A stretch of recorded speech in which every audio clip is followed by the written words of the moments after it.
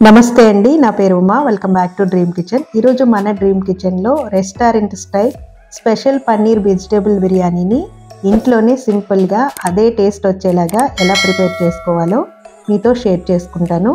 ఈ రెసిపీకి correct combination paneer butter masala curry అండి. ఈ రెసిపీ లింక్ని కూడా ఈ వీడియో కింద డిస్క్రిప్షన్లో ఇస్తాను. ఎవరికైనా అవసరం అనుకుంటే కనుక ఫాలో అవుతూ ప్రిపేర్ చేసేసుకోవచ్చు. ఈ బిర్యానీని నేను ఎలక్ట్రిక్ రైస్ కుక్కర్లో ప్రిపేర్ చేస్తున్నానండి. బ్యాచిలర్స్ కూడా చాలా ఈజీగా ప్రిపేర్ చేసేసుకోవచ్చు. ఎవరైనా ఎలక్ట్రిక్ రైస్ కుక్కర్లో ప్రిపేర్ చేసేటప్పుడు మెజర్మెంట్స్ కరెక్ట్గా రావట్లేదు అనుకునే వాళ్ళకి ఈ వీడియో చాలా యూజ్ అవుతుందండి. వీడియోని స్కిప్ చేయకుండా చివరి వరకు చూడండి. మీరు కూడా తప్పకుండా ఈ 2 రెసిపీస్ని ట్రై చేసి మీకు ఎలా కుదిరిందో కామెంట్ రూపంలో తెలియచేయడం మాత్రం మర్చిపోవద్దు. ఇంకా లేట్ చేయకుండా బిర్యానీని ఎలా ప్రిపేర్ చేసుకోవాలో ప్రాసెస్లోకి వెళ్ళిపోదాం.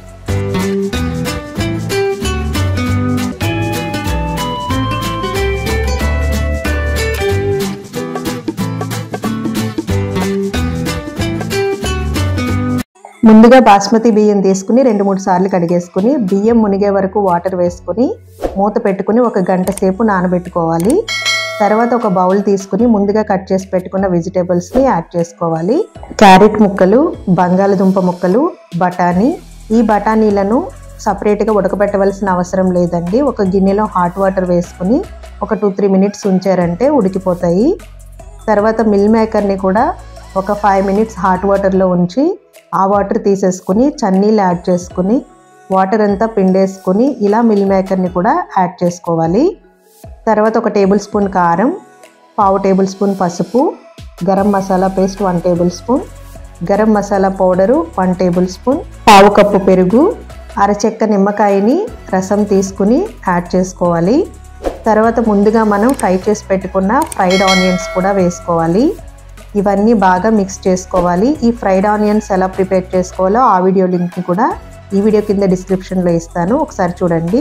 ఇవన్నీ ఇలా మిక్స్ చేసుకుని పక్కన పెట్టేసుకుని స్టవ్ వెలిగించుకుని గిన్నె పెట్టుకుని వాటర్ని మరిగించుకోవాలి. ఈ వాటర్ క్వాంటిటీ వచ్చేసి రైస్ కుక్కర్లో ప్రిపేర్ చేస్తున్నాం కాబట్టి 1 కప్పు రైస్కి 1.5 కప్పుల వాటర్ని తీసుకోవాలి. అప్పుడే మనకి బిర్యానీ పొడి పొడిలాడుతూ వస్తుందండి. ఇలా వాటర్ యాడ్ చేసేసుకుని బిర్యానీ మసాలా దినుసులు ఉంటాయి కదా, అవి కూడా యాడ్ చేసేసుకోవాలి. తర్వాత 1 టేబుల్ స్పూన్ నెయ్యి కానీ, నెయ్యి లేని వాళ్ళు ఆయిల్ కానీ యాడ్ చేసుకోవచ్చు. తర్వాత సరిపడా సాల్ట్ కూడా యాడ్ చేసేసుకుని పుదీనా, కొత్తిమీర కూడా యాడ్ చేసుకుని ఒకసారి మిక్స్ చేసుకుని వాటర్ మరిగించుకోవాలి. ఈ వాటర్ మరిగేలోపు రైస్ కుక్కర్ని ఆన్ చేసుకుని ఇది కొంచెం హీట్ ఎక్కిన తర్వాత 2 టేబుల్ స్పూన్స్ ఆయిల్ యాడ్ చేసుకుని 2 టేబుల్ స్పూన్ నెయ్యి యాడ్ చేసుకోవాలి. ఈ నెయ్యి వేసుకోవడం వల్ల బిర్యానీ చాలా టేస్టీగా వస్తుందండి. ఇలా నెయ్యి కరిగిపోయిన తర్వాత ముందుగా కట్ చేసి పెట్టుకున్న పన్నీర్ ముక్కల్ని వేసుకుని ఫ్రై చేసుకోవాలి. ఇవి కొంచెం ఫ్రై అయిన తర్వాత ఆనియన్స్, పచ్చిమిర్చి కూడా యాడ్ చేసుకొని ఇవి కూడా కొంచెం ఫ్రై అయిన తర్వాత జీడిపప్పు యాడ్ చేసుకోవాలి. తర్వాత నిమ్మరసం యాడ్ చేసుకోవాలి. అలాగే ఒక 4 టేబుల్ స్పూన్స్ వరకు పెరుగు యాడ్ చేసుకుని 1 tablespoon garam masala powder add చేసుకోవాలి. ఇవన్నీ బాగా మిక్స్ చేసుకున్న తర్వాత ముందుగా మనం ప్రిపేర్ చేసి పెట్టుకున్న వెజిటేబుల్స్ అన్నీ కూడా యాడ్ చేసేసుకోవాలి. మనం వెజిటేబుల్స్ని ఇలా మనం నానబెట్టుకోవడం వల్ల బిర్యానీకి మంచి టేస్ట్ వస్తుందండి. తర్వాత 1 tablespoon garam masala paste, fried onions కూడా వేసేసుకుని ఒకసారి బాగా మిక్స్ చేసుకోవాలి. తర్వాత మూత పెట్టేసుకుని ఒక 2 మినిట్స్ మగ్గించుకోవాలి. మనకి వెజిటేబుల్స్ అనేవి ఒక 70% వరకు కుక్ అయితే సరిపోతుందండి. ఇలా కుక్ అయిన తర్వాత కసూరి మేతిని కూడా యాడ్ చేసేసుకుని ఒకసారి మిక్స్ చేసుకుని ముందుగా నానబెట్టుకున్న బాస్మతి రైస్ని కూడా యాడ్ చేసేసుకోవాలి. ఈ రైస్కి మొత్తం ఆయిల్, వెజిటేబుల్స్, మసాలాలన్నీ పట్టేలాగా మిక్స్ చేసుకొని ముందుగా మనం మరిగించుకున్న వాటర్ కూడా వేసేసుకొని ఒకసారి బాగా కలుపుకోవాలి. ఈ విధంగా అడుగు నుంచి ఒకసారి బాగా కలిపేసుకుని ఒకసారి టేస్ట్ చూసుకుని మీకు సాల్ట్ సరిపోకపోతే యాడ్ చేసుకోవచ్చు.